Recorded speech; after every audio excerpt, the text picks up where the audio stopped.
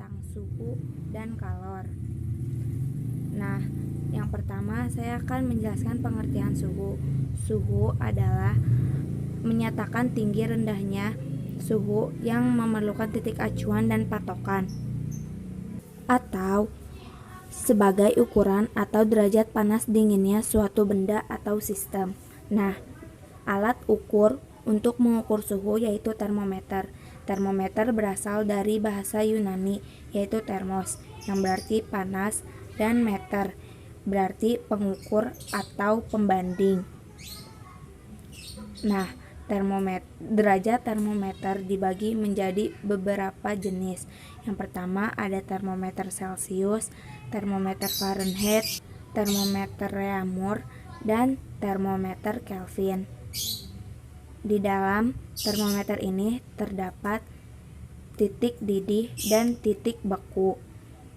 Nah, titik didih dari derajat Celcius adalah 100 derajat Celcius, sedangkan Fahrenheit 212 derajat Fahrenheit, sedangkan Kelvin 373 Kelvin, sedangkan Reaumur 80 derajat Reaumur. Nah, titik beku air dari derajat Celcius adalah 0 derajat Celcius, sedangkan Fahrenheit 32 derajat Fahrenheit, sedangkan Kelvin 273 Kelvin, sedangkan Reaumur 0 derajat Reaumur. Nah, caranya juga berbeda-beda dalam mengerjakan dari termometer tersebut juga. Ini dia rumus-rumusnya dari termometer tersebut. Nah, setelah itu ada pemuaian.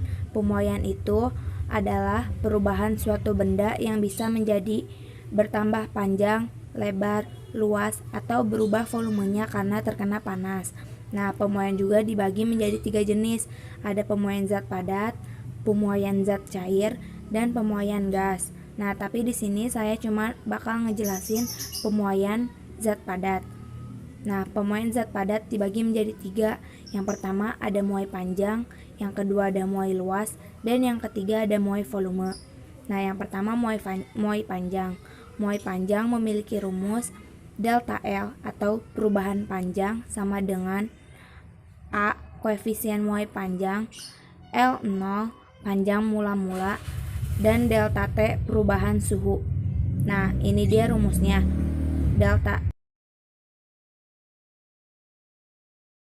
Rumusnya yaitu delta L sama dengan AL0 dikali delta T. Nah, selanjutnya ada koefisien muai panjang berdasarkan jenis benda. Nah, zatnya itu ada aluminium dengan koefisien muai panjangnya 0,000024, sedangkan perunggu 0,000019, sedangkan besi 0,000012, sedangkan grafit 0,000079, sedangkan kaca 0,000029, sedangkan kaca pirek 0,000032, sedangkan es 0,000051, baja 0,000011, sedangkan yang terakhir tembaga yaitu 0,000017. Dan yang kedua ada muai luas. Nah, di sini delta A sama dengan perubahan luas, sedangkan B sama dengan koefisien muai luas, dan A0 sama dengan mula-mula, dan yang terakhir delta T sama dengan perubahan suhu. Nah, rumusnya itu delta A sama dengan koefisien muai luas A0 dikali delta T, dan yang ketiga ada muai volume. Nah, di sini ada delta V sama dengan perubahan volume, Y sama dengan koefisien muai luas, V0 merupakan volume mula-mula, dan delta T. Nah, di sini rumusnya yaitu delta V sama dengan Y V0 dikali delta T.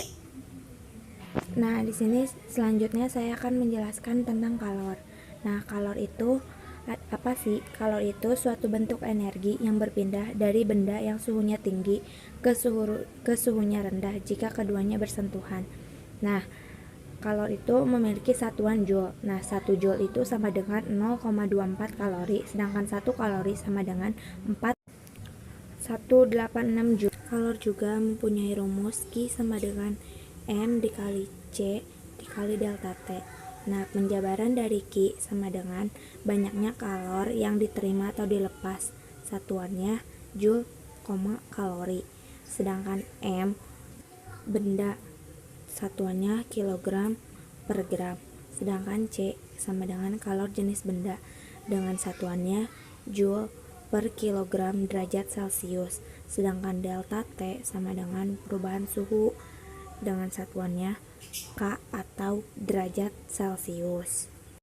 Selanjutnya ada kapasitas kalor atau C, yang rumusnya C sama dengan Q per delta T, atau C sama dengan M dikali C dikali delta T dibagi delta T, atau C sama dengan M dikali C. Nah, penjabaran dari C sama dengan kapasitas dengan satuan joule per derajat Celcius, sedangkan M adalah massa benda dengan satuan kilogram atau gram, sedangkan C sama dengan kalor, C kecil sama dengan kalor jenis benda dengan satuan joule per kilogram derajat Celcius. Selanjutnya ada kalor laten. Kalor laten adalah kalor yang diperlukan oleh 1 kg zat untuk merubah wujud. Nah, rumus dari kalor laten ini L sama dengan Q per M, atau Q sama dengan M per L, M dikali L. Nah, Q sama dengan kalor, M sama dengan massa zat, dan L adalah kalor laten. Nah, kalor laten itu terdiri dari kalor lebur, kalor beku, kalor uap, dan kalor embun.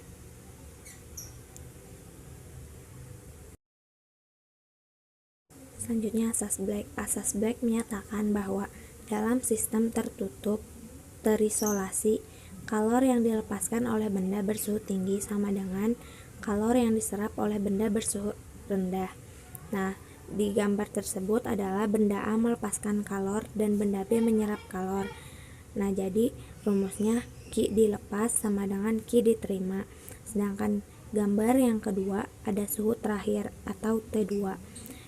Kedua benda sama. Nah, jadi di sini menjelaskan tentang cara menyelesaikan asas Black atau cara menjabarkannya.